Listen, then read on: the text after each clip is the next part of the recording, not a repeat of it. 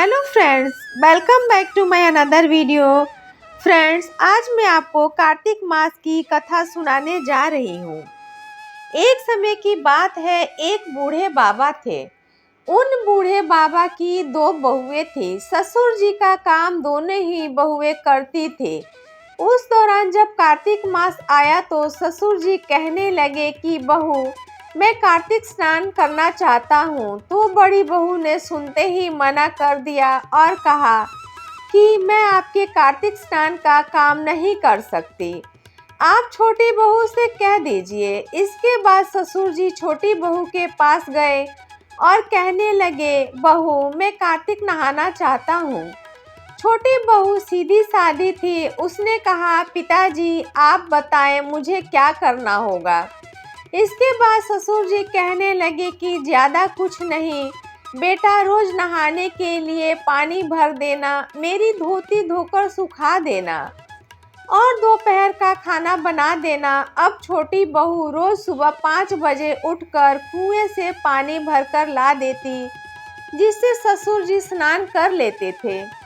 उनकी धोती धोकर सुखा देती और दोपहर में ससुर जी को गरम गरम रोटी बनाकर खिला देती। जब छोटी बहू ससुर जी की धोती धोकर सुखाती तो उसमें से गिरने वाली पानी की बूंदें वहां मोती के रूप में इकट्ठी हो जाती थी। पर छोटी बहू इतनी नादान थी कि वह समझ नहीं पाती थी और रोज सुबह झाड़ू लगाकर आंगन में एक तरफ मोती का ढेर लगा देती थी। और इसी तरह से 1 माह निकल गया और कार्तिक माह समाप्त होने को आया। तो ससुर जी ने कहा, मैं कार्तिक समाप्त होने से पहले 2-4 ब्राह्मणों को भोजन कराना चाहता हूँ। छोटी बहू बोली, पिताजी मैं खाना बना देती हूँ और फिर आपको खेत से बुला लाऊंगी।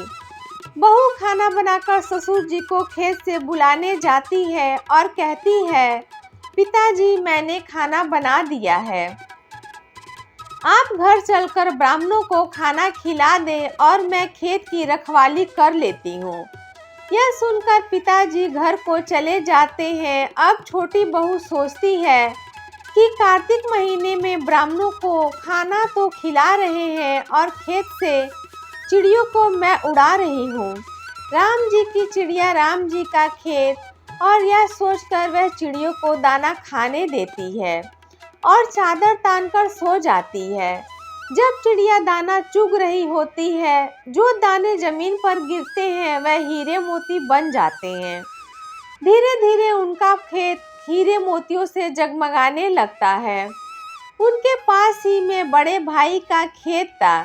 वह भी देखता है छोटे भाई का खेत तो हीरे मोतियों से जगमगा रहा है। बड़े बेटे से रहा नहीं जाता है। वह अपने पिताजी से पूछता है, इसका कारण क्या है। पिताजी कहते हैं, बेटा हम तो कार्तिक महाराज की कृपा से खुश हैं। बड़ा भाई जाकर अपनी पत्नी को सारी बात बताता है। उसकी पत्नी के मन में लालच आ जाता है और वह मन ही मन सोचती है, ससुर जी ने तो पहले मुझसे ही कहा था, मैंने क्यों मना कर दिया। अब वह साल भर इंतजार करती है और कार्तिक का महीना आ जाता है। वह जाकर ससुर जी से कहती है, पिताजी इस बार आप कार्तिक स्नान नहीं करेंगे। ससुर जी कहते हैं, बेटा इस बार मैं कार्तिक स्नान नहीं करना चाहता, अब मेरी उम्र हो गई है। ऐसा सुनकर बड़ी बहू चिढ़ जाती है और गुस्से में कहने लगती है, आपने छोटी बहू को तो माला माल कर दिया, अब मेरी बारी आई तो कहते हैं मेरी उम्र हो गई है।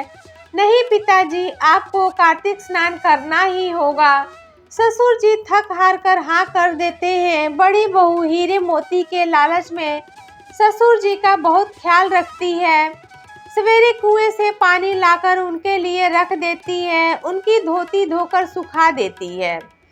धोती सुखाते वक्त उसे निचोड़ती नहीं थी, उससे ज़्यादा पानी गिरे और ज़्यादा मोती इकट्ठे हो, लेकिन उसके पानी से कोई हीरे मोती तो नहीं बने, पर जमीन में गड्ढे जरूर हो गए।